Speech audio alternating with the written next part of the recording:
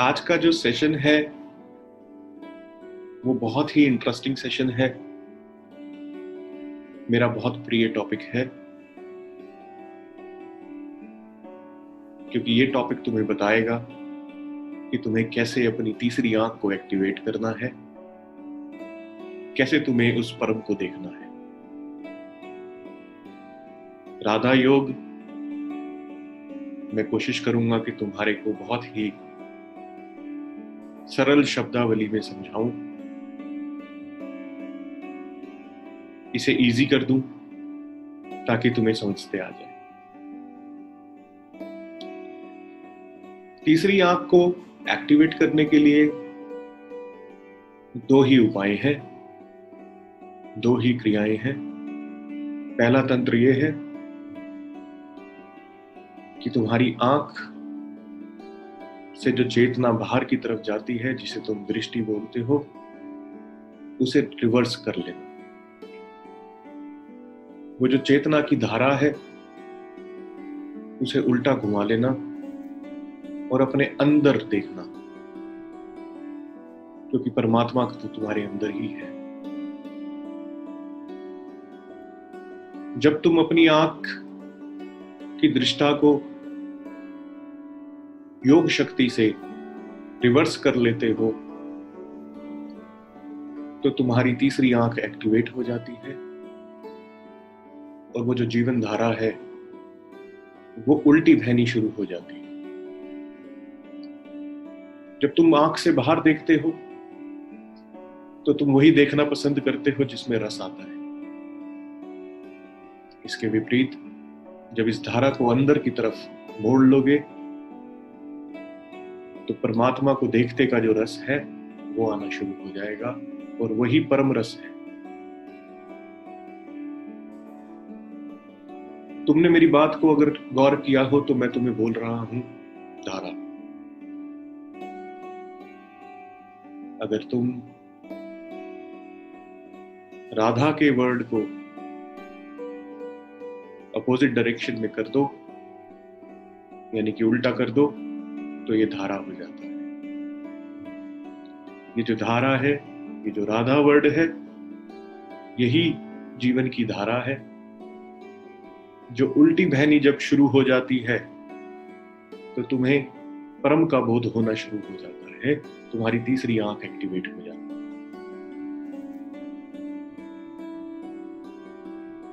इस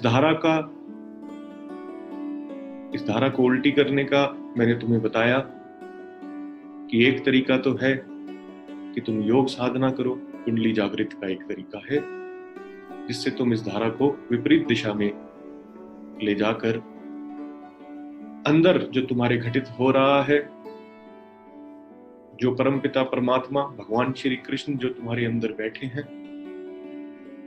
उन्हें देख सकते हो, उनका अनुभव कर सकते हो। फिर जो दृष्टा बाहर के सुख देती है वही दृष्टा अंदर का सुख देने लगेगी और इस लीला को ही रास लीला कहते हैं। वो लीला जिसमें तुम्हें रस आए, पर रस कौन सा? जो तुम्हारे भीतर का रस है, वो परमात्मा की अनुभूति का रस, परमात्मा के होने का रस, उस भाव का रस, उस अनुभव का रस, ये वो रस लीला है।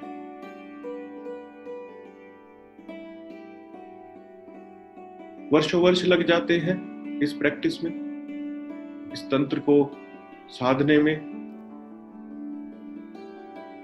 और दूसरा सरल तरीका यह है कि तुम उस परमात्मा के लिए समर्पित हो जाओ, तो तुम उस रास लीला का अनुभव कर सकते हो, उस धारा को विपरीत दिशा में लेके जा सकते हो। मैं तुम्हें एक एग्जाम्पल देता हूं समर्पण का। जैसे अगर तुम देखो महाभारत के युद्ध में और उससे पहले भी और बाद में भी पांडवों का संपूर्ण समर्पण था भगवान श्री कृष्ण की तरफ। अर्जुन भगवान श्री कृष्ण के प्रिय सखा,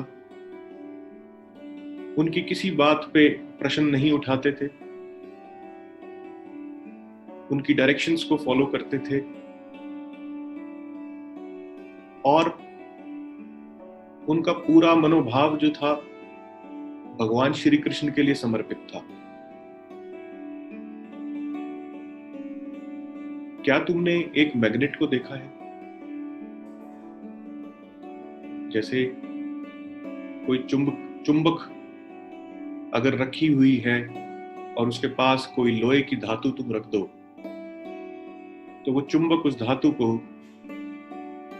उस लोहे की धातु को भी मैग्नेटिक बना देती है।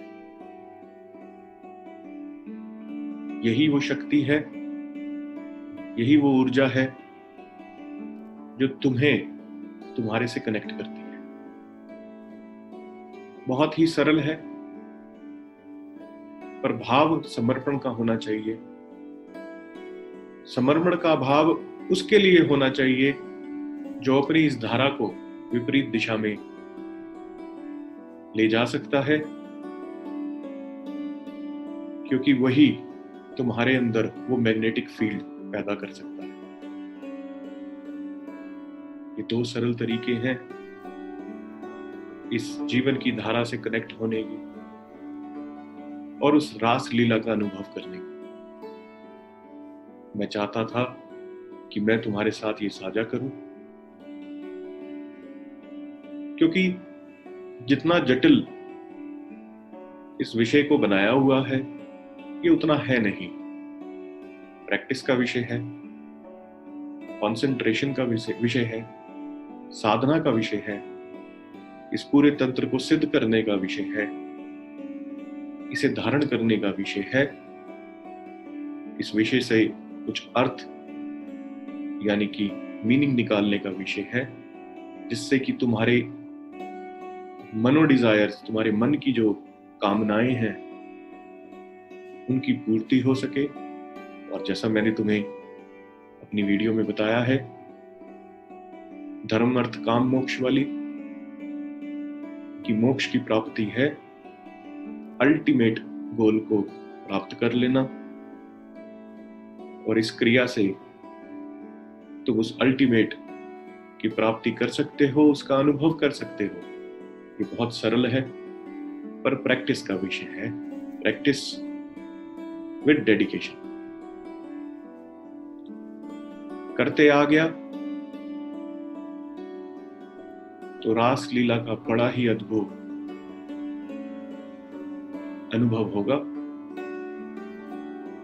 मैं चाहता हूं कि ये जो दृष्टा है, ये जो आंखों का रस है,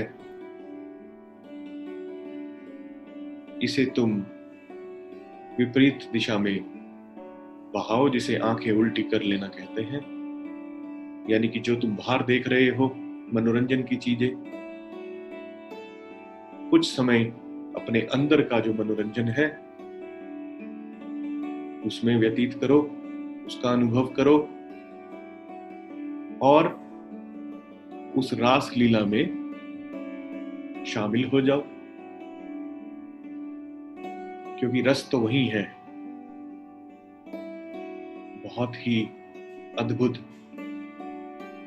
बहुत ही चमत्कारी, बहुत ही शांत, सौम्य अनुभव है ये।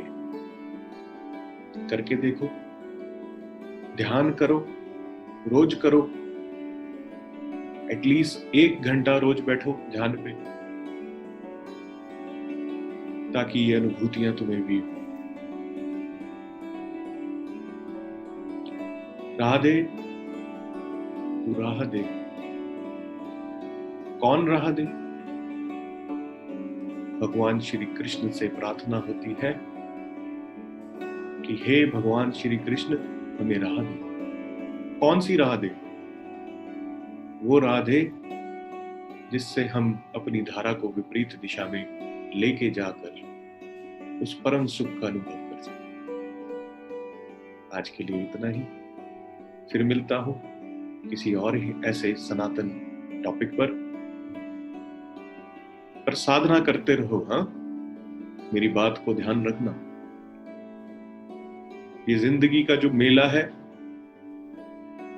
इसमें परम की प्राप्ति अगर कर ली तो मौज है। और ये वो मौज नहीं है भौतिक सुखों वाली, ये मेटाफिजिक्स वाली मौज है। अनुभव करो। चलता हूं, फिर आऊंगा दोबारा एक ऐसे ही सिंपल से टॉपिक के साथ।